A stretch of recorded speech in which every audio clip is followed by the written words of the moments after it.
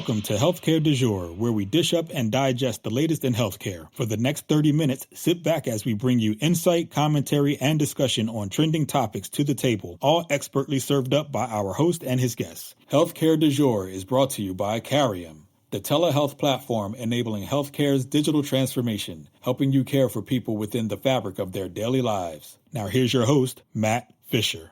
Welcome back, and thank you for joining as we dive into the hottest topics in healthcare. I'm your host, Matt Fisher. On the menu today is Lauralea Tanner, Head of Healthcare Provider Markets at Firstsource. Lauralea, welcome to the show. Thanks so much, Matt. So what I always like to do before getting into the main part of the conversation is give my guests a chance to provide more of an introduction in terms of who they are and what they do. So Lauralea, the floor is yours. Oh, thank you. Appreciate it. I have been in healthcare for 27 years and in revenue cycle for 22 of the 27 years. My role at Firstsource is I oversee the provider business unit for them.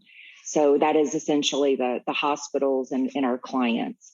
I am responsible for our revenue generation, our strategy, our M&A, and that's essentially what I do at Firstsource. So I know you just mentioned you've been in the healthcare field for about 27 years, but I'm always interested to know what first got someone into healthcare. You know, it was quite by accident, actually. My degree is in international studies and business, and I always thought that I would go into the CIA or FBI, something, glamorous and exciting like that. And just happened into healthcare. Couldn't find a job in those roles that I thought I wanted to pursue, responded to an ad for Dictaphone, the digital dictation and transcription system. And that's really how I got in healthcare 27 years ago. And I find that healthcare is one of those industries that once you get into it, you get excited about it. It's difficult to leave. So that's what really got me here. Yeah, no, I think that's a great description of how once you stumble into it, you really find a drive and a mission surrounding it. But I'm also kind of chuckling at the fact that you said Dictaphone is the thing that got you into it in the first place. Because, having been in a private law firm in the past, we use dictaphones because, I think the legal and medical professions might be a couple of the last holdouts in terms of heavily using dictation. Absolutely. I trained a lot of doctors and a lot of attorneys actually on our systems. So that's how I got started in all of this. So kind of building off of that start and coming, probably more up to the present, what area of the healthcare industry are you focused on the most? So our company, Firstsource, and our provider business unit is really focused on patient engagement. Anything that touches the patient, not from a clinical perspective, but from a business perspective, helping that patient get scheduled for their services, helping them to determine what is the appropriate financial mechanism to pay for those services. If they come to the hospital and they don't have coverage, we help get them enrolled in a financial assistance program. And that's really where Medicaid, charity, those type of programs come into play. So we everything around the patient, getting the patient to pay their bills, what they actually owe the hospital. That's generally what we're focused on in my business unit. And the majority of our work is directly with hospitals. So it could be for-profit, not-for-profit, very large, to even critical access hospitals. And I'm interested by the fact that you just said as part of that engagement strategy with the patients, you're helping them identify financial assistance. And you mentioned Medicaid specifically within that. Maybe just to kind of help level set for everybody, can you provide an overview of how Medicaid operates? Because I often feel that there is a lot of discussion around it, but there's so much nuance and complexity to how the program actually operates. I think if you don't mind taking a minute or two to just explain it at a high level, I think that would be a great help to a lot of people. Sure, I think First, I'll draw a comparison between Medicare and Medicaid. Most people don't even know the difference. Medicare is for the elderly population. It is a federal program. Medicaid is designed for low-income, disabled people, and it is jointly funded by the state as well as there's a federal component. The big difference between Medicare and Medicaid is Medicare being funded by the federal government has a little more luxury in terms of how it's funded, how it's paid for. With Medicaid, since it's largely a state and federal program, the state budget has to be balanced every year. And as we know, here we are, September 30th, we're still arguing about the budget, and we may be facing a governmental shutdown tomorrow if they don't get this worked out. But the states have that budget has to be balanced. So many times it's that Medicaid suffers, and we don't have as much funding for that. And kind of with that mixture of the federal and state that you were just mentioning, that also plays into the design of Medicaid, right? Absolutely. And so, and kind of by playing into that design, is that why you see so much variation state by state? Because it's, hopefully this is accurate, but it's, the federal kind of requirements set a baseline that the states can then play within. Essentially, that's true. And I think it's largely, though, it's more political than that. And again, it gets back to this funding component. If the state of Texas has little funding left over to pay for Medicaid expansion, that's what you're going to see. If you have and I say that because, we're largely a Republican state. If you go to a more liberal state like California, for example, Medi-Cal, which is the Medicaid program in California, is expanded. So it largely has to do with politics, and it also has to do with the availability of that money in that budget that's dedicated toward the Medicaid program. As you were laying out that example, you talked about Medicaid expansion, which I feel like has also been a hot topic within the news over, I'm going to say the past couple of years, but I suspect it's been longer than that. So can you just explain more about what you mean in terms of what expansion is? Sure. So Medicaid expansion came into play through ACA or Obamacare. States had the choice whether they wanted to expand Medicaid and make Medicaid available for a broader group of people in the state. Typically, it had to go to ballot, and the voters in that state had to vote on that. But just because a state voted for Medicaid expansion doesn't necessarily mean that the state legislature or the governor actually adopted that and put it into motion. And that's what we've seen in some states like Missouri just recently. So kind of maybe let's dive into that a little bit, because if you just said, if there was a favorable vote, which I'm hopefully interpreting correctly to mean that it was on a ballot and at least a majority of those who participated in that vote were in favor of expansion, why wouldn't that then actually result in implementation of the expansion? Yeah, again, I think it gets back to that funding. So in the state of Missouri, for example, this is a great example. The citizens voted for Medicaid expansion, but the governor did not want to sign it and put it into motion because there was no documented revenue source that was going to pay for it. Again, getting back to the fact that the state's budgets have to be balanced, how are we going to pay for it? On the federal side, we have a tendency to spend money we don't have. On the state side, they have to have the money for it. So he actually said, no, we're not going to expand Medicaid at all. It's a huge difference because in the state of Missouri, the threshold was 21% of the federal poverty guideline.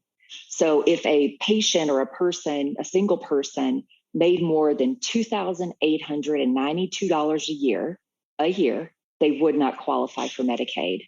That was before Medicaid was expanded. So why would they not expand it? Again, it's because if you expand the program, you're opening the doors to a broader group of people. And how are we going to pay for that? That's usually the big question. And with that funding being the big question, are there strategies that other states have adopted or taken to help alleviate some of that budget crunch?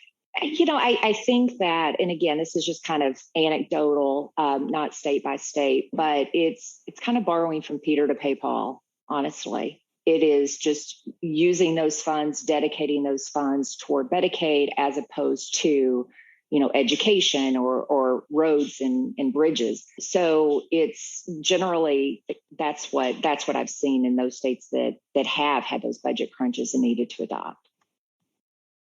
So I guess maybe kind of shifting the discussion slightly, it's, assuming that expansion is actually implemented in a state, and that as you were saying, that the funding is there and the budget can be balanced to enable it. What are some of the details that you've seen are included within expansion? Really, the first thing that you see is the income threshold goes up significantly. So going back to my example of Missouri, they did recently, just very recently, choose to go ahead and move forward with expansion. It was done by, court order essentially, but starting tomorrow, they'll be accepting applications that will be retro back to July 1st. So that threshold increased from $2,892 up to $17,774. So that's the biggest change, the biggest, most immediate change. So now single people that are making $14,000, $15,000 who would have never qualified previously, now they'll be eligible to qualify for the Medicaid program. That's the most significant difference.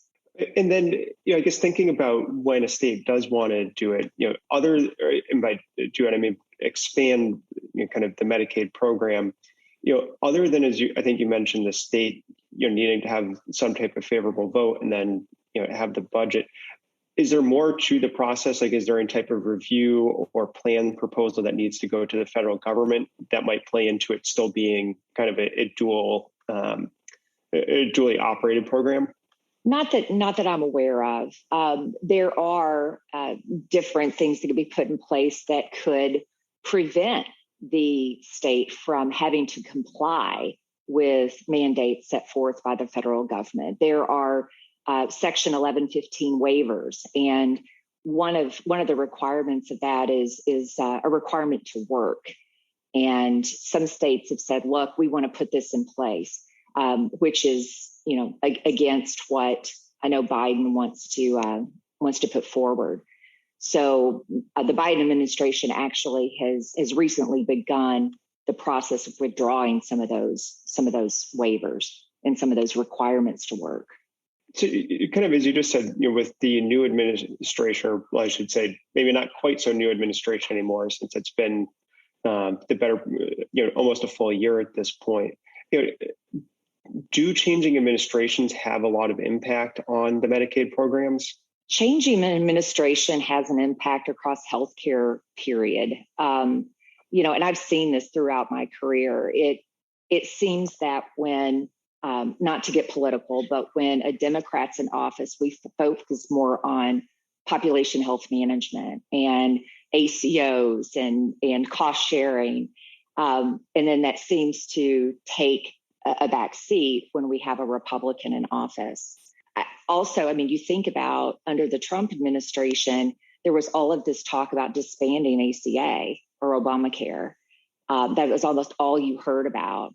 And I knew the second that Biden stepped into office that discussion would be off the table. So when you have a change in administration, it's the priorities change. It goes from we need to do this whether we have money or not to, well, we can do this only if we have the money. So it does. It affects Medicaid. It affects so many areas in healthcare. It's incredible. Yeah, and kind of as you said, the priorities change, but does it also change in terms of what support might be available for those priorities, or even how not even, I guess, not how, but kind of what states might be permitted to do as they're trying to experiment with different ideas? I think it does. At least the small changes, right? I mean, if again, Trump was in office for 4 years. He wasn't in favor of Obamacare from the beginning, and he was never in that 4 years able to get those policies changed. That was a big change. That would have been a huge change, right? But the small changes, absolutely. I think that with administration changes, even with your own state, honestly, that can change policies. It can change just entirely how CMS works. And so yeah. And for those of you just joining, I'm talking with Lauralea Tanner from Firstsource. We've been talking about Medicaid, kind of history of the program and expansion. And Lauralea, as we've been focusing a lot on what has already happened, maybe we're trying to start taking a forward-thinking view. And I'd love to get your thoughts on kind of where you see Medicaid evolving to, or what might be coming down the road that would impact Medicaid. Understanding that might be an unfair question because it's going to be probably a different answer in every single state that you might think about. Sure. Let me look into my crystal ball and see what I can come up with. No, honestly, I think that at least in this administration for the next couple of years, the focus will be on an increased pressure to expand Medicaid. The result of that, of course, will be more people with coverage, which would be a great thing. But there's also a downside to that, and that is access to care. So very few, and I'll say very few, 30% probably, of physicians across the country actually accept Medicaid. Because the reimbursement is so small, many of them choose not to accept Medicaid. So if you have 10 people trying to get an appointment with this one doctor versus 100 people trying to get an appointment with the same doctor, think about the amount of time you'll be waiting for an appointment. So I do see Medicaid continuing to expand, but I think that actually being able to access care may be a little more challenging. And I think a great example of that is the national health system that you see in the UK. If you read reports, you hear people talking about it took me 6 months to get in to see a doctor for a hip replacement. That's because it's open to everyone. So I think that could be a negative that I see. The positive, though, is at least if we do expand, we do find a funding source for these patients who have no coverage at all. Patients that have no coverage at all, they don't have a doctor, and they use the ER as a clinic. So they walk into their ER clinic and they don't have any coverage. The hospital has to write that off as charity. And so if we don't expand Medicaid and we don't have patients that have coverage, you're going to have an increasing number of hospitals that are writing off. And the result of that could be closure of some of our hospitals. I mean, COVID has already hit these hospitals so hard. The vaccine mandate is hitting hospitals hard, with employees being patients, being clinical, being clerical people, not wanting to get the vaccine. So now they're short-staffed. They can't take care of patients. They're closing. So it's kind of a double-edged sword, really. There are pros and cons of it when I think about the future of Medicaid. And kind of picking on that access issue, I think you say one of the primary reasons, and I think it aligns with what I've heard as well before, which is, a lot of physicians may not be overly enthusiastic to participate given, the reimbursement levels, which are, typically a material amount below Medicare. In an ideal world, would you have strategies that could help address that access? And even in an ideal world, I suspect, there's only going to be so much money available to be able to increase, put into the programs. So trying to think of maybe beyond those, straight fiscal of just exploding the budget of a way to help with, potentially address access concerns. Well, I think if Medicaid could address the reimbursement, that would make it more appealing for physicians to accept Medicaid, I think that'd be a great start. I mean, you could take the approach of See, right now, physicians don't have to accept Medicaid. Hospitals do, but physicians don't. So you could take the strong stance to say, well, every physician should be forced to accept Medicaid. But again, I don't believe in that personally. I think it would be better to incentivize them through a payment mechanism to encourage them to accept patients. So, and kind of thinking about those payment mechanisms, does with like managed care or maybe an alternative payment that focuses on quality or capitation play into that, or are you aware of kind of any states playing in those fields? I'm not real clear on that, to be honest. I'm not really certain. So, well, I guess so. Have you seen any particular attempts so far that would be trying to increase the access or alleviate that concern of having too much pressure of all the new patients trying to see that limited number of physicians? Not particularly. Okay. Yeah, no, I think that's fair enough, because I think it, to the point that you're raising, which is, it's an issue. It seems like that would be one that should be getting more focus, because you can't just talk expansion and say that's going to solve the problem if you're not then going to follow through. And, as always happens in healthcare, if you allegedly solve one problem, you've now created at least 10 others. Absolutely. And I do think that that's why so many states have just said, we don't know how we're going to pay for it. We don't know how we're going to resolve the access to care issue. Therefore, we're just not going to do it. So the reason that I'm not aware of that is because I think it's still an open question that everyone's trying to solve for. How do we address this?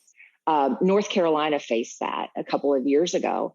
The whole reason they chose not to expand was because this whole access to care issue. How are we going to resolve that? So that's kind of where we stand today. And as I said, I think that's a very important point to consider, because it's, it sounds like it's easy to say, oh, yes, let's expand. And it's, going to, I think, as you pointed out, create this financial backing for patients. So that way they've got, coverage, and, they've got someone or there's a program that will pay for their care. And, theoretically, they don't have to, I think, as you said, use the emergency room as a clinic. But you have to think about the entire picture. And if you leave out a piece of the picture, it sounds like potentially you could be setting the system up for a collapse. Absolutely. Maybe a couple of years down the road as opposed to now. Another thing that I think you have to consider is when you expand Medicaid, and again, going back to my Missouri example, $2,200 to $17,700 and change. The patients that you're now able to cover under Medicaid, many of those patients had private insurance previously. So believe it or not, there are people that make $15,000, $60,000 that actually have private insurance that now would be giving up that private insurance to go to a Medicaid program where they're not going to have as much access to care. Because if their doctor that they've been going to for their lifetime doesn't accept Medicaid, guess what? They're going to have to find another doctor. So I think we have to understand that it's not just expanding access to Medicaid to people who never had coverage. It's also shifting from private insurance to Medicaid. That also has negative impacts on our hospitals because, of course, the managed care reimbursement on a claim is much, much higher than what you receive from Medicaid. So, it's kind of, again, it's a double-edged sword. It's great for where it is really needed, but it also has some repercussions to it. Yeah, and actually, that's a fascinating point you just brought up, because as you said, it might not be one that would readily come to mind, because it's I guess I would more typically think of, as people become eligible for Medicare, they might still be in the workforce and would shift off of a private plan to Medicare, but wouldn't have thought about it in that same issue arising with Medicaid. Right. And it probably didn't happen. It probably would not have happened if this was 10 years ago without ACA, Obamacare. But so many people went into the marketplace and at least identified a low cost plan or a subsidized plan that they could accept coverage. So it is the situation today. Yeah, no, and it's kind of, as you said, it just creates all different pressures because it's, your reference to it then has that ripple effect on the physicians in the hospitals. It kind of goes back to one of the old adages that I usually hear, which is, I'm not sure if this is necessarily still holds water, but it's, you typically want to have your patient base distributed a third across each of the primary categories of commercial or private, then Medicare and Medicaid. And if you went too far in the publics, into those public plans, then you're going to start finding financial trouble relatively quickly. Right. Well, there's a fourth bucket that is really starting to to bubble up and really take over, and it is that self-pay patient. So there's still going to be a lot of patients that still, even with expansion, are not going to qualify, and they don't qualify for Medicare. They don't have commercial insurance. They are the true self-pay patient. That is very, very quickly becoming probably one of the larger payers. Is just the direct patient. Yeah, and actually another good point, because it's you hear about the self-pay, and not self-pay, but the enhanced individual responsibility in terms of co-pays and co-insurance, but just the full out-of-pocket is another category. But believe it or not, we're already almost out of time. So I want to, Lauralea, leave you or ask you to answer one final question, which is, what's your big prediction for, what might be the biggest surprise that happens over the next 12 months or so? Honestly, Matt, I don't think we're going to see any big surprises. It's the Medicaid program. I do think it will. I do think it will expand. I think that we will have more patients with Medicaid coverage. Again, that could be very positive for our communities, or it could be, have negative effects. So I don't expect there are going to be any huge aha moments in the Medicaid program. No, fair enough. And I suspect many would be happy to have that bear out, because big surprises are usually not well received. They just create so many more headaches. But, as I said, believe it or not, we are already out of time. I want to thank my guest, Lauralea Tanner, for a great conversation today. Thank you, Matt. Appreciate you having me. And thank you to everyone listening. Keep the dialogue going and connect with me at #HCDEJURE. I'm Matt Fisher. Until next time.